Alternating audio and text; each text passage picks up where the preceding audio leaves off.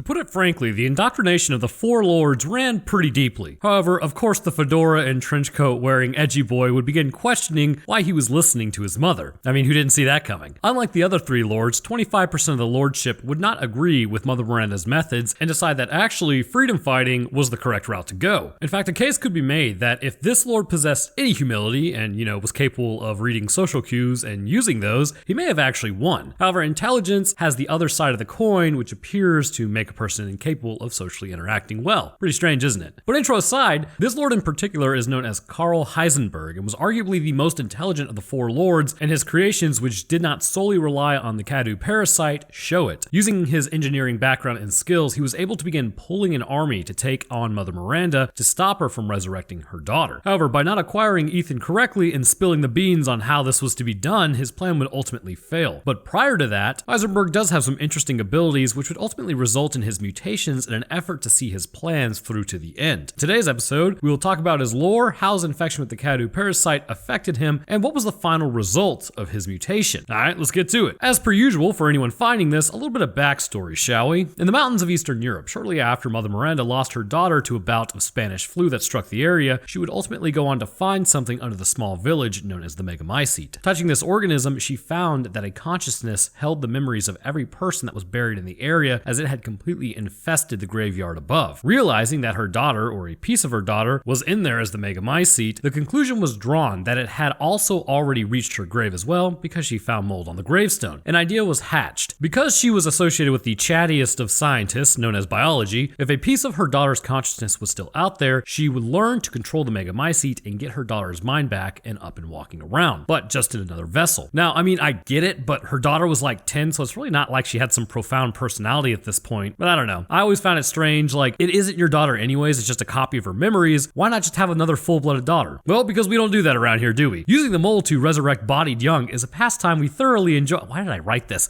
Anyhow, eventually she was able to succeed in her efforts to find applications for the megamycete, bringing in the help of the Cadu parasite, which worked as almost an intermediary between the human body and the mold. She could not only control the infected, but it offered a way in which to transfer her daughter's consciousness. In the beginning, Mother Miranda was just straight stacking bodies, and also stealing young from other people. I have to say young because otherwise this video gets auto-flagged, which is dumb. Anyhow, many experiments with the Cadu parasite were performed on many different unwilling participants, which had several results. The most common result was people meeting their end in the beginning. Vacancies in people's meat suits began increasing shortly after Miranda began her experiments. Over time, however, as the methods were perfected and the process became more streamlined, this would result in mindless husks that were still technically alive, but they had lost all mental abilities through degradation of the brain itself. Sort of like the Cadu was really running the show and the brain of the person was really just kind of switched off. Obviously, these were failed experiments in Miranda's eyes, as they were not suitable for her daughter to be reborn. Over time, however, there were notable somewhat successes which would go on to become the Four Lords: Alcina Dimitrescu, Donna, Beneviento, Salvatore Moreau, and Karl Heisenberg. These four would be given controlling portions of the town and allowed to conduct their experiments to aid Miranda in reviving her daughter. Three in particular were exceedingly loyal to Miranda: Dimitrescu, Donna, and Moreau. They viewed themselves as part of Miranda's family, again calling her mother. However, the reality was, to Miranda, they were really just failed experiments. Oof, that loyalty was severely misplaced. And this really meant that Miranda was trying to find a way to replace them, but needed them for the time being as they could control things. Kind of like hiring an intern you intend on firing after a year because the paperwork's been building up and once it's completed, you're out of here. One intern, however, saw how disposable they were due to his intellect, along with a few other attributes that allowed him to not only keep his original human form, but also keep his original human mind, ego intact, and everything else. But before getting to the mutations, let's first take a look at how Heisenberg ended up in this situation in the first place concerning a random factory in the mountains with what amounts to a super hive mind fungus growing underneath their feet that really no one knew about, shall we? So around the 19th century, the factory you find with the boulder punching Chad having later blown it up, which why not just punch the structural supports? Who knows? Anyhow, this factory was constructed and belonged to the Heisenberg family. After the father's passing, well, I guess presumably father, it stated foreman, but it was a while ago, so who knows? This factory would go from manufacturing what appears to be just a coal processing facility to a force multiplier facility. Because of its previous mining operations underneath the factory itself, a vast area underneath the factory was mined out, leading to it being quite massive below the surface, despite it appearing quite modest above. This, however, would also give Karl an edge, lacking in the other lord's abilities. Using this underground facility, and with very little oversight from Miranda, if at any at all, because as long as he met his quotas for snatch and grabs of peoples and experiments, Heisenberg was essentially left to his own devices quite regularly, which allowed him to start his own experiments with the intention of destroying Miranda in the process, developing his own forms of infected and equipping them with drills, armor, and visors, as well as a turboprop for some reason. And I gotta say, that had to be the result of a handle of Jack and a welder. Anyways, he would begin constructing an army to rise up against Miranda's plan. Keeping up the facade of wanting to work with Miranda and do her bidding, he would continue to grow his army as they continue to mine for resources and build more of the infected. While many of his experiments failed, or in his eyes failed, he would still keep them around nonetheless. Eventually, he would be summoned to Dimitrescu's castle after the ransacking of what was left of the village by Lycans, where he would run into Ethan Winters. Immediately encasing him in a bunch of scrap metal and dragging him to the other four lords, Miranda would put the fate of Ethan in the hands of Heisenberg, who already knew who he was. Which is interesting because since Miranda is connected with the mold as well as Heisenberg is, it would appear that there may be something else going on here. I believe Miranda actively knew what Heisenberg was up to, but wanted to keep up appearances much like Heisenberg was doing as well. Because ultimately, Miranda knew Ethan would likely destroy her four lieutenants in the process of retrieving his daughter, but Heisenberg knew this as well. Basically, I think they could read one another's minds, so the secretive nonsense was essentially a giant waste of time in reality. After taking out the four lords, Heisenberg knew he was next up on the chopping block when it came to Ethan, so rather than fight him, Heisenberg took a risk and left the final piece Ethan needed of his daughter next to a TV to communicate with him, basically saying, "Here's what you need, now I have a proposition." But this would in the end turn out poorly due to Heisenberg's absolute inability to communicate with another human being like a normal person. And yes, it is 100% related to him wearing a fedora and a trench coat if you didn't know. Putting forth the plan of him and Ethan working together, Ethan at first was likely interested as his main goal was to smack down Miranda, but then he spills the spaghetti out of his pocket and says, yeah, but we need to use Rose to kind of counter her in a way that might make her,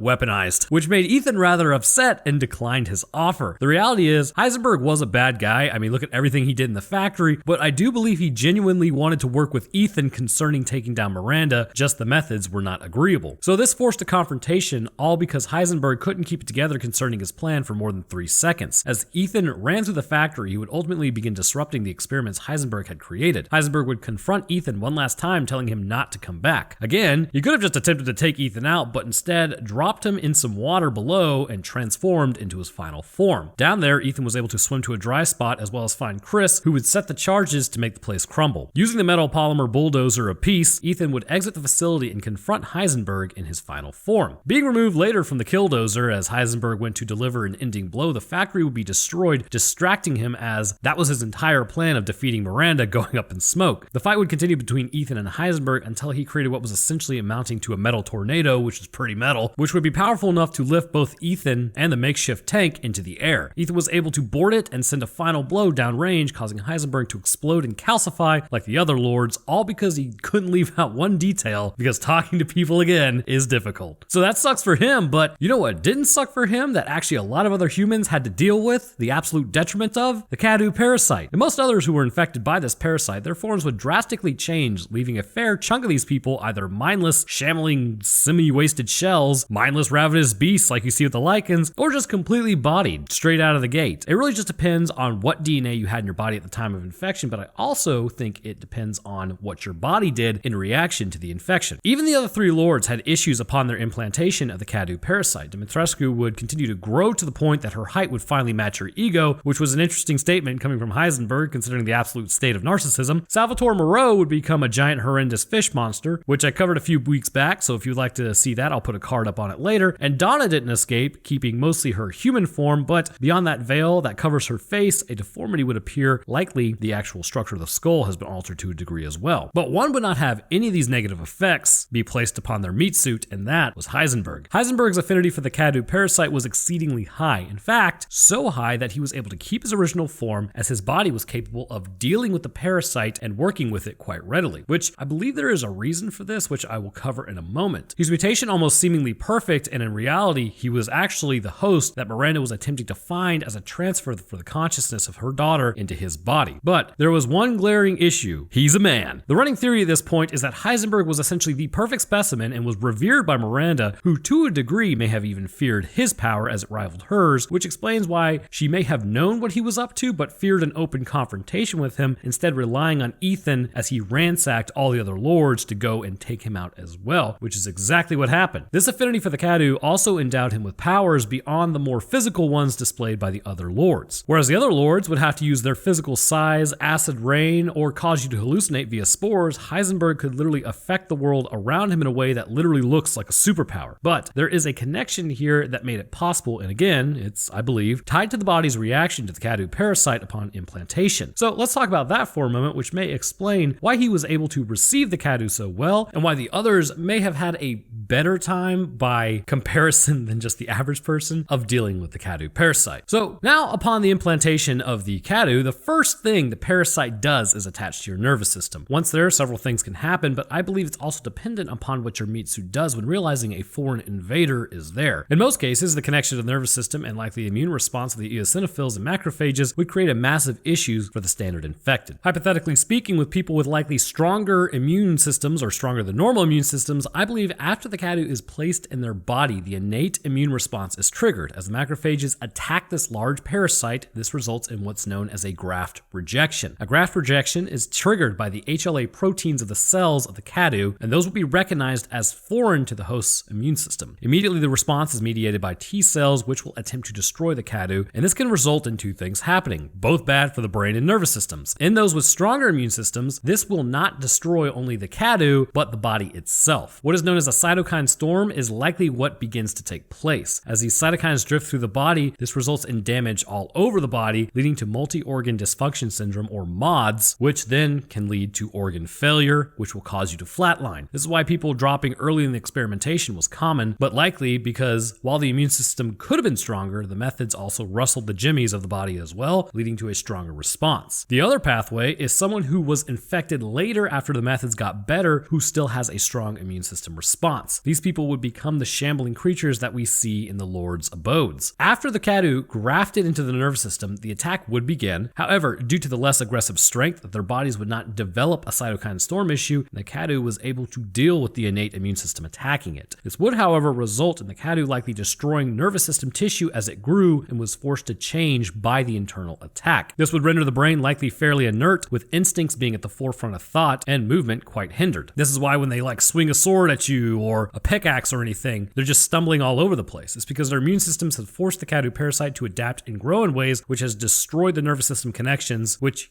has a habit of not being great for the body, so this has affected their ability to move. With the Lords, however, it was entirely different with different variability. First, I've done videos on Dimitrescu and Moreau, so I won't go too in depth, but a quick synopsis. Dimitrescu had a blood disorder which resulted in her having an iron deficiency. The thing to note about that is that iron is critical to your entire body, not just blood cell formation. Because of this, we actually see in real life infection rates in people with iron disorders have a higher propensity towards having more frequent infections and difficulty overcoming said infection. When Dimitrescu was infected, her weakened immune system allowed the Cadu to not as aggressively interact with her body, as the defense wasn't as strong as normal, which likely spared her brain and the functioning of her nervous system. The same could be said for her daughters as well, seeing as the blood disorder is hereditary. But on top of that, if I recall correctly, her daughters were consumed by the bugs who were infected with the mold, so there was likely no immune system response at all concerning them. But with this in mind, the Cadu would continue to make Dimitrescu grow, but due to the less aggressive response at the beginning, she kept her mind and body intact. With Salvatore, this one didn't have to do so much with the infection, but his exposure to the mold previously. So you kind of see where I'm going with this. Being that he was the practicing doctor of the area, for any who were infected with a sickness even prior to the actual implanting of the Cadu, it's possible he may have come in contact with the mold at some point. Trust me, there is a reason that I believe this to be the case. Upon his infection with the Cadu, because of the body already having experienced an interaction with the mold, it's likely the HLA on the Cadu presented in a way that his body was already familiar with, since again, it all relates back to the mold. However, this was not enough to completely stop his body from attacking the Cadu. He would be rendered much more deformed as a result, but he was still capable of keeping his mind somewhat. He did have some issues, like when he was jumping and screaming, "I'm the best." I don't think that's usually what doctors do. This may be because of where it was implanted as well, seeing as his was placed around the cervical area of his spine rather than the stomach like it was in most people, which how it actually was impacting could be due to this connection point. Whereas MODS was likely a possibility for those who had no prior contact and a stronger immune system, but considering it was also around the intestines, that's where the immune response would have been focused. With Salvatore, he never went into MODS because of his previous experience, and then location affected how the Cadu grew, allowing it to kind of grow outwards from the body, creating a hunchback rather than grow internally and then work its way up through the spine. Although a case could be made that the hypothesized exposure event was the most important aspect, as being that close to the brain, it could have absolutely absolutely destroyed it if it was under full attack by the immune system. Then getting to Donna, we see much like with Heisenberg, she kept her human form. Now, I won't say much for her as I still have to do a video on her in the future, but the point for her is her house was actually near water, which was turbulent, but also had a basement to her house that was constructed deep under the earth. So she was exposed to mold spores which infected her prior to the CADU implantation. This could have given her a similar but possibly stronger interaction prior to the actual implant taking place, allowing for it to grow successfully with little impact to her body and nervous system apart from the deformity on her face. Rounding it back to Heisenberg, with all these in mind, we see potentially why he had the least detrimental reaction to the CADU. We know the megamycete is located underground and is quite plentiful. We also knew the factory was a mining facility, which means likely they were regularly coming into contact with the megamycete, breathing in the spores, which the immune system would become quite familiar with. Over time, the immune response was likely less and less as it became common to breathe this crap in, more so because back in the day, safety measures for coal miners were non-existent and no breathing apparatus would likely have been used. Likely Heisenberg was exposed to the mold all the time and didn't even know it. When he was kidnapped and the CADU was implanted in him, I would doubt the CADU even inspired much of an immune response at all. Because of this, not only did the CADU thrive within Heisenberg, but Heisenberg would thrive as well. Keeping his human form and his human mind, the CADU instead served to enhance him with certain abilities because it was not evolving to protect itself from the body's defenses, but instead was evolving to enhance the host. Miranda saw this and understood that he was essentially the best host for the job, but again, because he was male and she wanted her daughter back, she decided not to go with him and instead decided to grab Ethan's daughter because of his connection with the mold. So now the question is, what sort of enhancements were made to Heisenberg's form? Well, clearly we can see the dude can throw around metal like Magneto, so the question is how? Well, seeing as the CADU parasite can add virtually anything to the body and seeing as any DNA collected becomes free game to be added in, that means another animal would be needed to be combined with the human DNA Heisenberg has in order for it to control metal. To control metal, a small electromagnetic field would have to be created that is powerful enough to be directed at metal in order to lift it. This means an entire organ would need to be created within him to actually achieve this process. Now, there are a lot of animals out in the world that will create electric fields, but also can sense electric fields, but we will stick with the ones that create them. Something like an electric eel, for instance, is a creature that as it makes contact with another animal, it can literally immobilize them with an electric shock. Another one is the Japanese sleeper ray, which for all intents and purposes does the same thing. The point is that they have specialized cells in their bodies that produce this electricity. They come from specialized muscle cells that contain a jelly-like substance which stores the electric charge. These cells are stacked vertically on top of one another, which will allow them to run like batteries in parallel with one another, which decreases resistance and increases amps and current capacity. Now, in small animals, obviously, surface contact is needed to properly transfer this current, but the larger the organ, in theory, the stronger it becomes. For Heisenberg, this organ may quite literally be every muscle he has, altered in this way in order to create this electromagnetic field. With the CADU connected to the nervous system and subsequently his nervous system connected to his muscle fibers, which are now altered, by flexing certain muscles, it may be intuitively linked by basically just thinking about moving something, activates those muscles to create that field to lift that object. Take his hammer, for instance. It's been stated it's too heavy for one human to lift. However, Heisenberg isn't so much lifting the hammer as he is controlling it with electromagnetism by using the muscle he has to generate the field of influence. This field in his human form can only be so large, however, because it's predicated on the amount of muscle that he has and the literal number of cells within it. So with this human form, he can pick up different metals of varying sizes, but nothing too large. In fact, he's forced to literally drag Ethan after attaching metal to him, as likely it's too much for his field of influence to pull, or he at least needs to help pull it. However, once the CADU is forced to grow in size during the confrontation with Ethan, we see him start pulling down the entire room, but also during their fight, he's able to pick up entire shipping containers and throw them around. This is directly related to the amount of muscle he now has to do so. More muscle cells in parallel with one another, more strength of electromagnetism. Now, you may be confused by the killdozer being lifted, as that was really just a metal polymer that he shouldn't have been able to influence with magnetism, and also Ethan being lifted himself. Well, this wasn't so much magnetism lifting both objects, but instead, to me, it appears to be just the wind itself generated by the large metal objects that he has lifted. This stirred up the wind to the point that it was able to basically pull in anything around them and pull them through the air with the force that it has. This, however, as stated before, would not go so well for Heisenberg. Go from his human form, which was normal, so there's really nowhere to start from there, to his mutated form, which honestly just turns out to be a glob of meat stretched out and then covered with metal, means that again, there's not really that much to talk about concerning morphology, but that really doesn't matter because I'm going to try anyways because that's what we we do on this channel, and this is what we're about. Well, where to begin? Starting with the wheel, movement for his final form is still quite necessary, obviously. However, the main point of movement isn't the wheel, but that just acts to decrease friction. Heisenberg in his final form will move around by use of his 3 arms. His center mass is where most likely Heisenberg resides, along with presumably his brain and the cadu. This area is covered in gears and metal, but the reality is they really just kind of appear to act more like armor than anything else, concerning aiding in his movement. Not to mention, because of the electromagnetism discussed, the meat doesn't really have to move the metal. The metal is moved by this force, which then the meat moves underneath. Or it moves, but the metal is moving in conjunction with it. The meat doesn't have to move the metal. There we go. Technically, concerning the left arm, it contains a few saw blades and is composed of a single arm. Hydraulic presses can be seen, maybe indicating that this area is aided by these hydraulics, and due to the intelligence Heisenberg has towards engineering, it's possible it is as well, as perhaps the electromagnetism may not be able to be enough to just move the arms. So maybe this is really just more of a fine-tuned extension. The right arm is composed of 2 arms fused into one. One of these arms has minimal Heisenberg meat within it, while the other appears to have none at all. So more of a prosthesis than anything. These 2 arms combine near the tip and what could be called the hand, and there are 3 saw blades located here. Both arms are used in the attack, or I guess all 3 arms really, of either slashing or smashing, and hydraulics can be seen on all the arms regardless of electromagnetism. All in all, there's not too much to say about Heisenberg's transformation. Just imagine a slug wearing battle armor, and you've got a pretty good picture of what he turns into, which again is a shame because of his power. He may have actually had a chance of taking down Miranda, but instead got destroyed by Ethan, who in turn gets his heart ripped out by Miranda. And this is why I believe Miranda knew Heisenberg was a traitor all along, because as soon as the fight is over, she shows up to finish off the last person who could take her down. Third partying is the cheapest crap sometimes.